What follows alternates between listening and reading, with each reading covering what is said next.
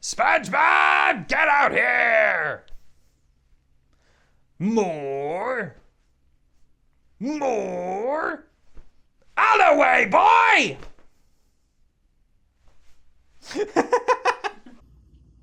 Let's talk about Mafia 3. Hang on, I need a drink.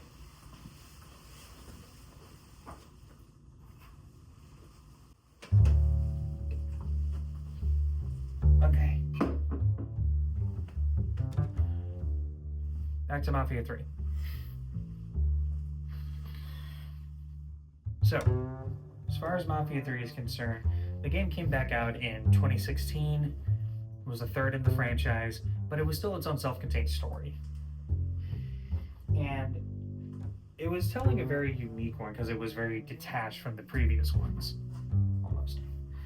And it took place in, from my perspective, a rather unique location. The fictional version of New Orleans, Louisiana, which in this case we'll call it New Bordeaux. It was especially unique because it doesn't take place during Prohibition era America, or especially after World War II, when all the Italian vets came home from overseas, especially the ones that came home from Europe.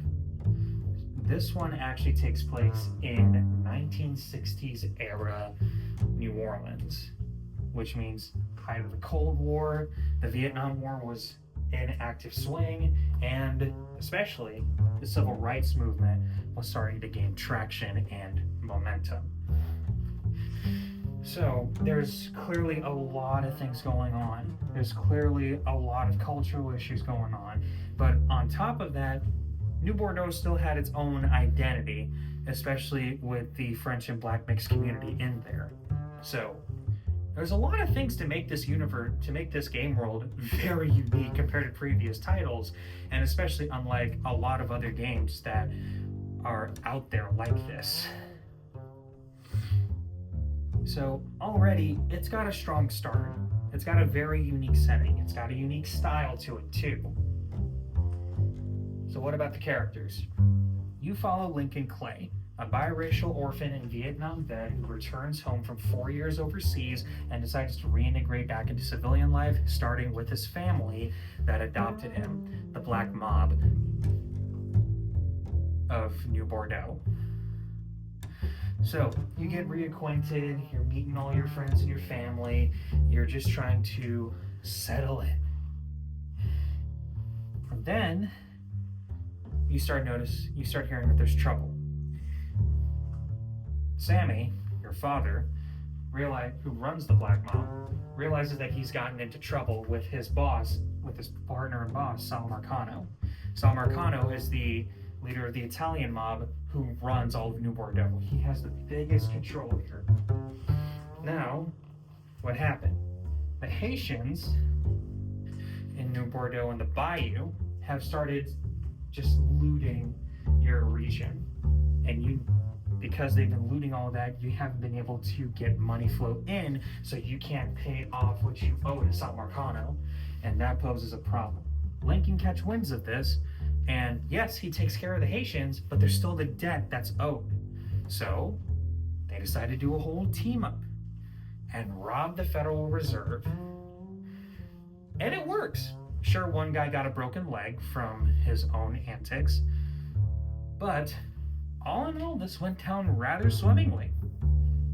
You get the money, you get off scot-free, you party like there's no tomorrow, only to find out that for a lot of them, there is no tomorrow. Sal Marcano and his son Georgie, who help fund and help with the heist, they turn and just shoot everybody in that bar dead, including Lincoln, who miraculously took a bullet straight to the head, a .45 straight to the head, and he still lived. He was knocked unconscious and bloody, but he was able to get pulled from the burning building. You then spend the next few weeks trying to recover, and all in all the while,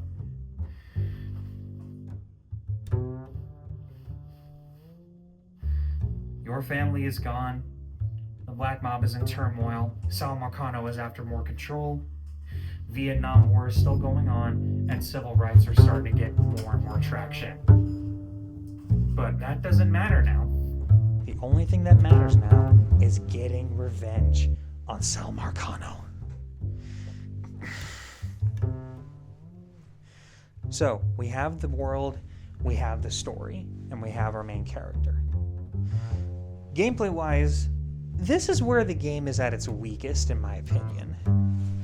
Because sure, the art style, the world, the people, it's all good, it's all great. But the problem is that there isn't anything much in the gameplay to sort of bring it to its full potential here.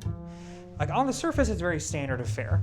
Open world, third-person shooter, action adventure, and you're just running around. And on top of that, it has a little bit of GTA influence because you can't just directly attack anybody. Otherwise, the cops are going to get after you. It does have its wanted system.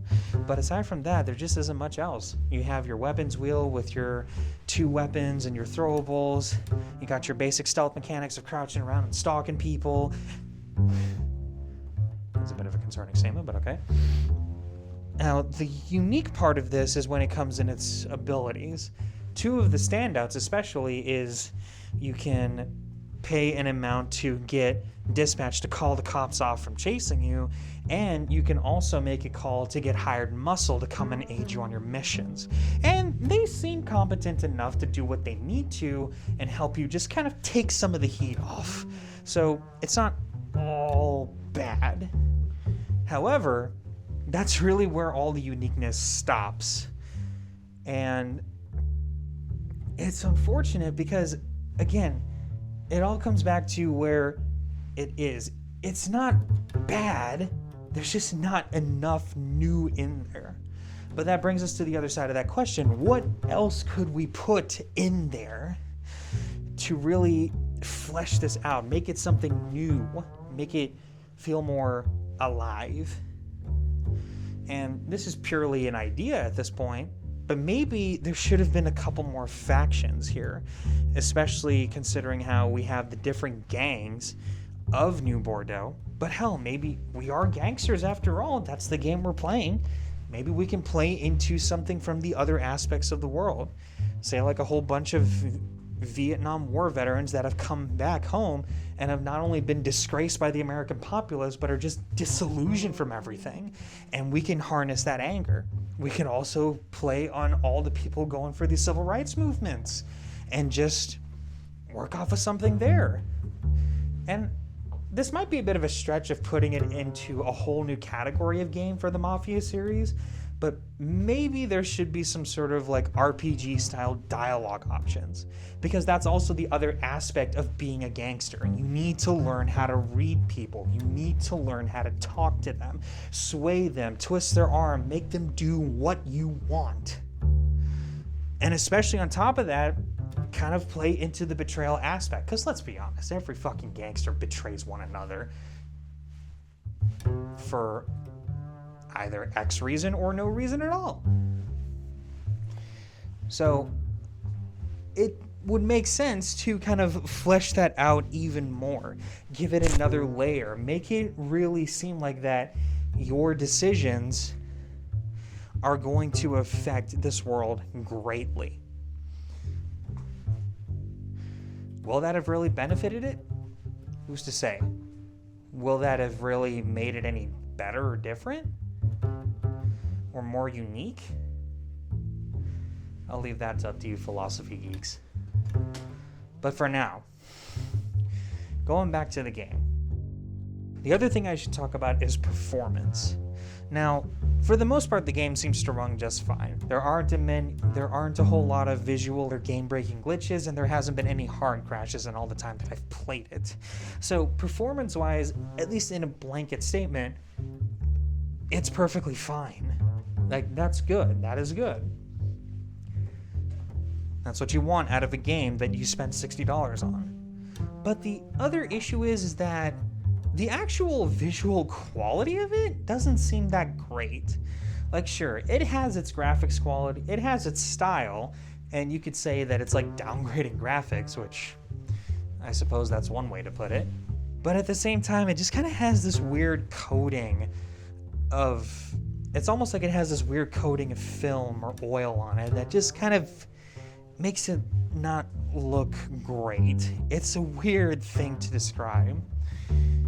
And especially one time when I was driving, it was bright, it was sunny, there was no rain, and the light reflections on the top of the black car roof, it just didn't look right. It almost looked like somebody just sloppily threw some water on the top and shined a light on top of it, and that was it. That was like, okay, that's good. That's what we're going with. So it was just very weird to look at. But despite my problems with the visual quality, it's certainly not bad. It's not like, oh, this is impossible to look at. So, subjective for right now. All in all, as far as this game is concerned, as an overall package, it's obviously not worth buying it at full price here. Definitely wait for a deep sale. Or any sale for that matter. But I will say it's at least worth a once over, picking it up and trying it, and just going for some easy fun. That's really the only way I can recommend this game. At least for the world, and the gameplay is basic enough to where you won't have any trouble picking it up and playing. With all that said, Mafia 3 gets a C tier from me. Indie, out.